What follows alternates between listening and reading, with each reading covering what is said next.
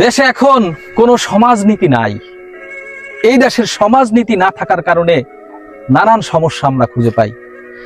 রাজনীতি দখল করেছে সারা দেশের সবকিছুর মাঠ।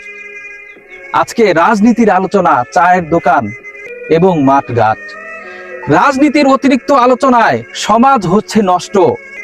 এগুলা দেখে কষ্ট লাগে, ভীষণ মনে পাই কষ্ট। আলোচনা ছিল আগে ইশতেহারের পরে, এখন সেটা নাই। 12 মাসের 14 মাস রাজনীতির আলোচনা। এমন দেশ বাংলাদেশ ছাড়া কোথাও আছে কিনা আমার জানা নাই। এই সমস্যা যদি দিন দিন চলতেই থাকে, নানান ধরনের অবক্ষয় এবং সামাজিক সমস্যা সৃষ্টি হতেই থাকবে। এই সমস্যা থেকে আমরা যদি মুক্তি পেতে চাই, সামাজিকভাবে মানুষকে মূল্যায়ন করার অভ্যাস করি ভাই।